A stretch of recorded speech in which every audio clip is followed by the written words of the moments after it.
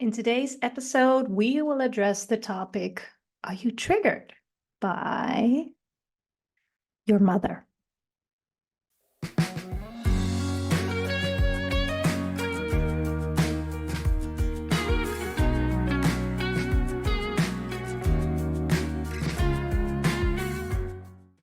Welcome to Dare to Be Conscious, the podcast that gets you to change anything with ease.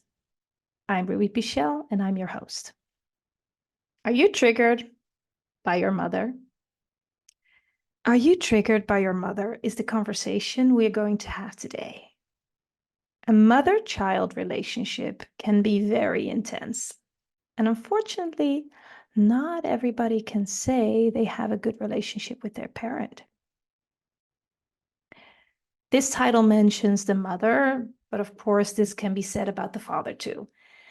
There are deep-rooted beliefs in our society about how to behave towards your mother and father. Like the phrase you hear, even in the case when you have no contact with one or both of your parents, well, whatever happens, she's still your mother. That one could have someone triggered, or at least have you frown to get some kind of understanding of the meaning of it. Now, let's dive into this, and I'd like to offer you my point of view about a few different elements. Let's start with how breaking energetic cords will set you free. And you not choosing is a choice too. And what if the trigger is actually a gift? I was wondering where I should even start with this topic, because again, this is not a small topic. A relationship between a mother and daughter brings up topics like generational curses, energetic cords and entanglements, trauma, abuse, and so much more. Let's just say if you have a complicated relationship with your mother, there are many layers you have to go through if you haven't already. And when you think you're there, you still have some to go. Not to disencourage you. As a matter of fact, this conversation is meant to encourage you that there's a light at the end of the tunnel. However, we are here for a reason. And some of us are here to finally bring an end to curses that have been in families from generation to generation. And you didn't take on an easy task. But that's only because you have the credentials. Sometimes things in life are not easy because you're not here to solve the easy task. You were chosen to solve the matters others have not been able to solve. Not able or not willing. Different discussion. Let's stick to not able. But you are, and you are willing. Oh yes, you were. Before you came to planet Earth, you saw the task at hand and you knew you had the credentials. And you decided that you would take another trip down to Earth and fix this. I'll do it. I've done it before, and I'll do it again. There's just one minor detail. When we incarnate, we forget. On Earth, we get in a state of amnesia and we don't remember where we came from or what we came here to do. That's why newborns have that look on their faces like, where am I? And depending on the mother, they immediately feel safe or not. Now, let me tell you about a recent episode with my mother. It was the day before Mother's Day, and my children were with their father that weekend. We're not together anymore, but we found a great way in raising our kids. So he asked me if I had any plans for Mother's Day and if I wanted to take the kids. So I replied, no plans, but I would like to take them with me to my mother for a visit in the afternoon. Now, I didn't plan this, but I never do on Mother's Day. In my opinion, you don't plan Mother's Day. You just visit your mother like every year.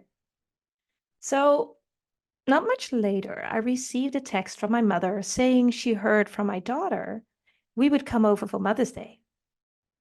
But she made other plans. She had a friend of her coming over, and she couldn't have us over. And as flexible as I am, I said, no worries.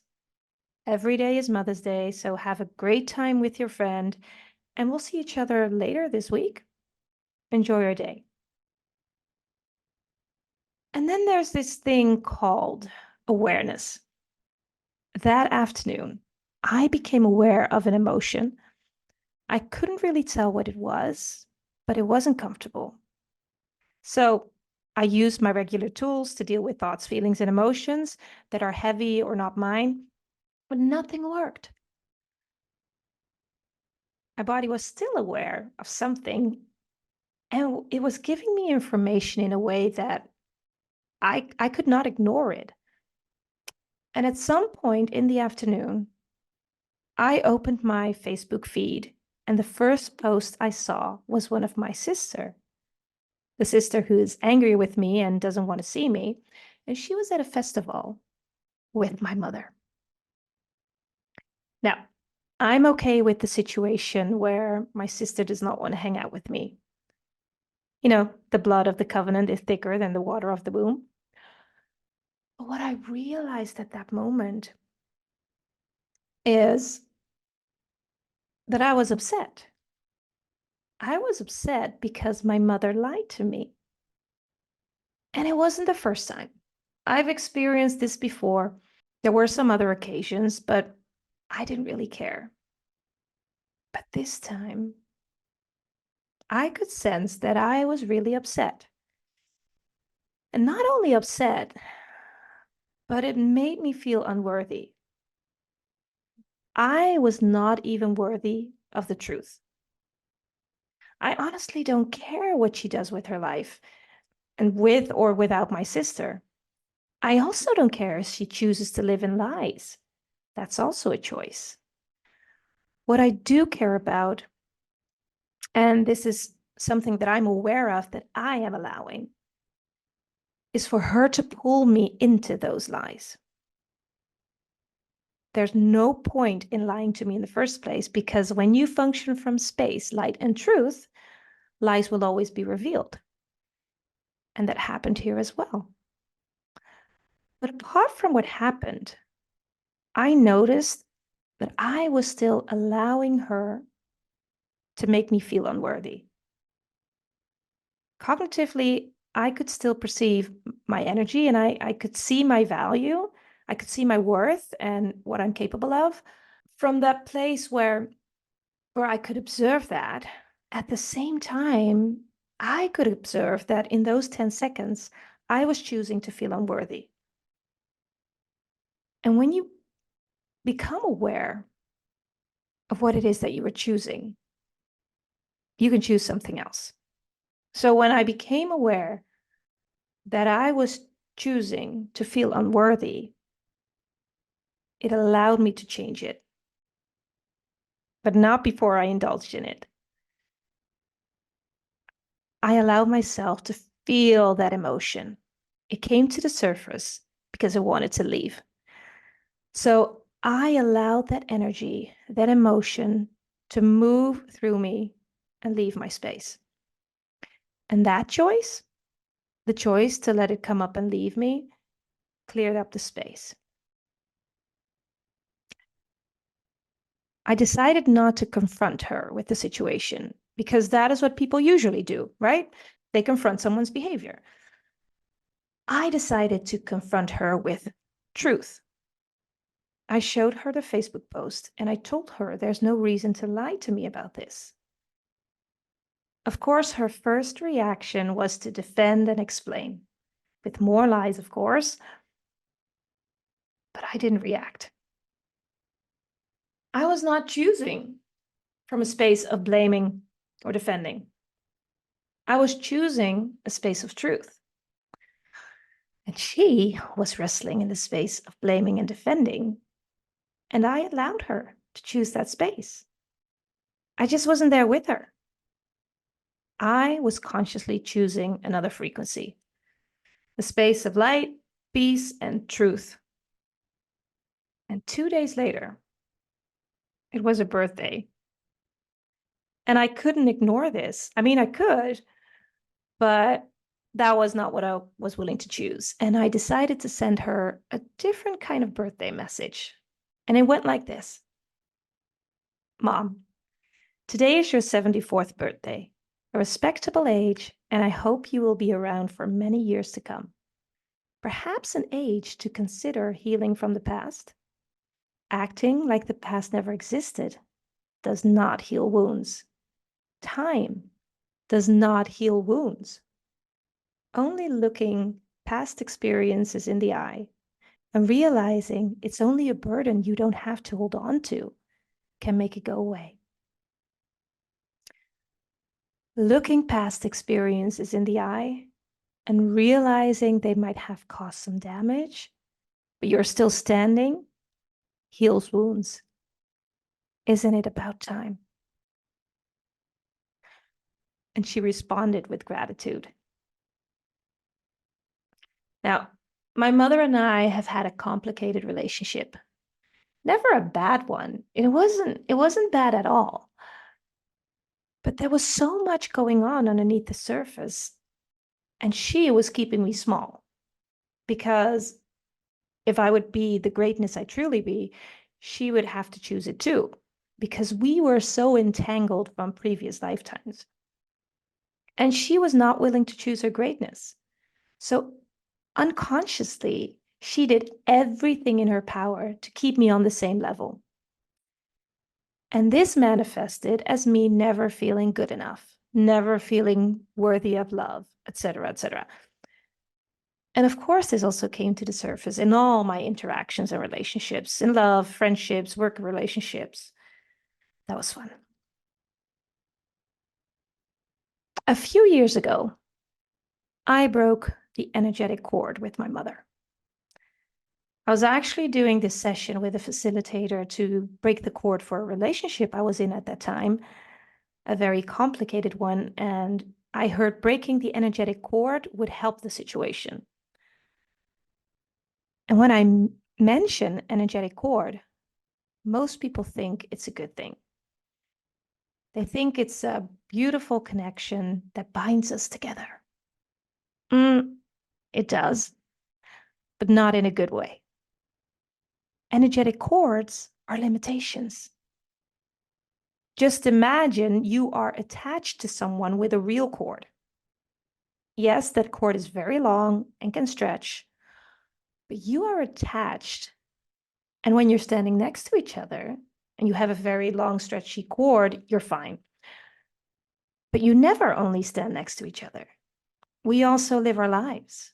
We go to school, to work, we travel, we have other relationships, and we hang out with other people too. We walk around, we get into our cars. One walks around a building while the other drives over a bridge and comes back taking a tunnel. Just imagine that cord is still attached to both of you. And then imagine there's not only one cord. And you are most certainly attached to more than one person. Feeling suffocated yet?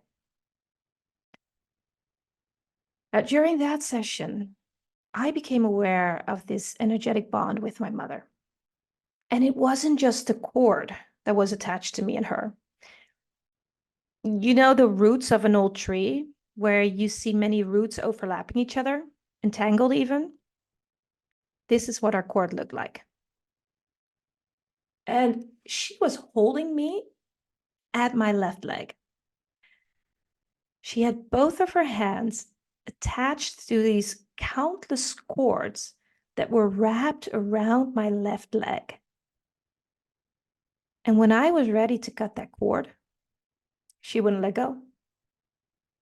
No, she wouldn't let go. She was holding on to it like her life depended on it. So I had to plead with her. I told her, I'm not going anywhere. I promised to stay, but she had to let go of me. Please let go of me. And finally, she did. The roots came loose, and I could feel them being pulled through my whole body. And then she stood there with the roots in the shape of my leg. Quite a funny picture now that I look back at the situation. And then there was another magical thing that occurred while I was breaking the energetic cord with my mother. After cutting the cords, immediately after, it was like the ground opened up right under my feet. Like a hatch just opened up, and I was about to get sucked in. And at that exact moment, the exact moment I was going to get sucked into the hole, I felt someone grab me. And this was Archangel Michael. This was my first experience with Archangel Michael, by the way. And he had his arms around me, and he wasn't about to let me get sucked into that hole. And that hole in the ground represents the vacuum that we are all in when we live in the lies of this reality. Breaking the cords allowed me to literally cut myself loose from the people that are not willing to let go of the attachment of this reality, this deep programming and the low frequency that basically caused by dimming our light. And when people are not willing to shine their light or raise frequency, become more conscious, come closer to God, whatever you want to call it, and you are energetically attached to them, you will not be able to get out of the space that I call low frequency or shadow. And because of the cords, it will remain a constant back and forth until you become aware of the cords and see they are limiting you in your choices. You choosing to become more conscious many times requires another choice first, like in this case, cutting cords. And again, to many people, this sounds like breaking connections. Well, let me be very clear. Breaking bonds does not equal breaking connections. And this also doesn't require you to take action and end a relationship, like in my case with my mother. It did, however, lead to a direct breakup of the romantic relationship I was in, but that's a whole other story. Breaking energetic cords allows you to make choices that are not bound by limitations. It allows you to a place of infinite choices and a space where you get to be the conscious leader that shows others that they have a choice too. And being stuck in the mud of old attachments, well, that's not helping you to be in another space. And that's a choice too. Maybe not the smartest choice, but it's a choice. So what else can you choose? So after cutting the cords a few years ago, it created so much space for me, and my life changed so much. Not only did my relationship with my mother change, but I changed. I allowed myself greater freedom. And choosing leads to more choices. And when you finally get in the flow of conscious choosing, a whole new world opens up. And when I say choosing leads to more choices, I can tell you about recent awareness. Now, we can choose in 10-second increments. Not that we do that, but we can. And when you practice I am presence, and you become aware that your choice creates your reality, you also get to find out we have so many choices that are available to us. And that when we don't choose, that's a choice too. But most of the choices we make are unconscious choices. Just see it as a highway where choices pass by every 10 seconds and you don't even see them. And you just keep choosing what you've always chosen without consciously knowing that you've chosen it. Only when you become aware of the choice and that the choice has created a certain reality, only then can you consciously make another choice. And we, as a consciousness, have made so many unconscious choices. And if we don't become aware of them, we will not choose something different because we are not aware it is our choice that created it.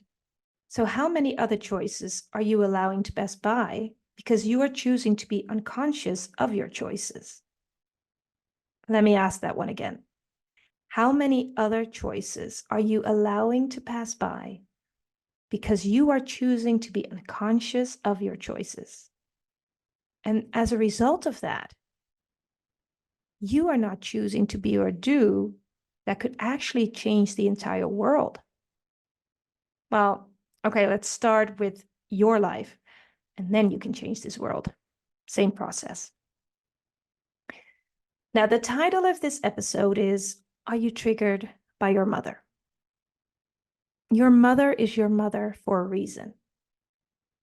You've chosen to live on planet Earth, and the only way to get here is through your mother's birth canal. Women are the portal to life on Earth. Claim, own, and acknowledge it, lady listeners.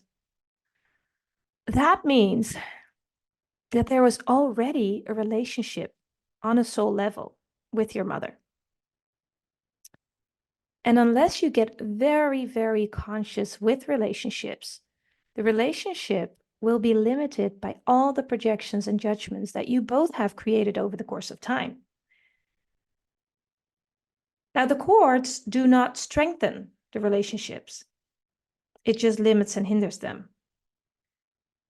So if your mother brings up emotions for you, perhaps she makes you frustrated, insecure, you never live up to her standards, or you are the best daughter in the whole world and you can never do anything wrong because you always do everything right. Well, everything that is, let's destroy and uncreate it, right, wrong, good, bad, papakanishes, boys, poets, and beyonds. Whatever emotion comes to the surface, it's coming up because it wants to leave. An emotion is not good or bad, positive or negative. An emotion is just an emotion. And because we have long, deep ties with our mother, she will be able to trigger those emotions that nobody else is able to trigger. Don't see it as a bad thing or something you have to make right. The game of life on Earth is about shifting the evolution of consciousness, and an element of that game is releasing emotions that keep us in low frequency. And people are very good at holding on or pressing down emotions that we don't like to feel. And the whole point is setting the emotions free so we can shift our frequency. And one of the biggest gifts that you and your mother decided to be for each other is giving each other experiences so you can release those emotions to shift in frequency and nail this game we call life on Earth. The sooner you release emotions, the faster you shift. But no, you choose to hold on to them. You prefer to keep them tucked in where you think you don't feel it. It's just energy in the body that shows up in all kinds of ways. And don't be surprised if the body is out of balance. You can always go to a doctor and ask for something stronger if a painkiller doesn't work. Let's just keep suppressing those feelings and emotions, shall we? Because it's too scary to face them. Well, if it really doesn't kill you, will it actually make you stronger? And isn't keeping it inside slowly killing you? Well, I know my mother is doing everything to hold on to her emotions. She didn't just store them. She keeps them in a safe with a very secure lock. The fear of what these emotions will do to her is much stronger than the will to overcome. And she would rather, and this is on an unconscious level, of course, she would rather live a life that is limited than facing the emotions out of fear of what these emotions would do to her. And this almost becomes discrimination of emotions. We only allow what makes us feel good. It's not the emotion's fault you're afraid of it. An emotion is just an emotion. It's there because you created it or you took it from somebody else and you stored it, tucked it away safely. And every time the universe sends you an experience, a chance to set this emotion free, you get upset with the emotion and tell it not to move. You tell it to better not show itself because you don't like the way it feels. But all the emotion wants to do is leave, and you won't let it. And of course, all of this doesn't only apply to my mother. So, what if being triggered by your mother, or anyone else for that matter, is actually a gift? An experience offered by the universe so you can release the emotions that are coming up. Humans are like walking containers. Like these, imagine yourself being a glass container holding water, but the water is filthy, it's unclear. So we're like ticking time bombs. We've been picking up all these emotions, and most of them are not even ours, and we stored them in our container. And the universe is like a mirror, and it just reveals to us what we are holding inside our container. So then it gives us an experience that will allow the emotion to come to the surface so that we can send the emotion back to the universe. And then the universe will give us more experiences until the container is empty and we are clear, free of energies that don't belong in our container. And we get to move through life with ease, joy, and glory. And by exercising all of this, we get to be an example for all the other stuffed containers to empty and clear out. And we can all walk around like clear, clean, and healthy containers, just like we were created to be. Now, I hope you've enjoyed this conversation. And if there's a topic that you would like me to address, just reach out to me, and then I can take it with me for new episodes.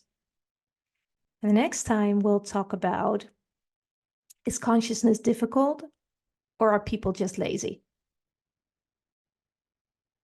If you want to be reminded when there's a new episode, subscribe to my podcast, connect with me on social media. The links are in the show notes. And if you have a question about this episode, just connect with me and send me your question. Thank you for your choosing in the world. You matter, and I love you. Bye-bye.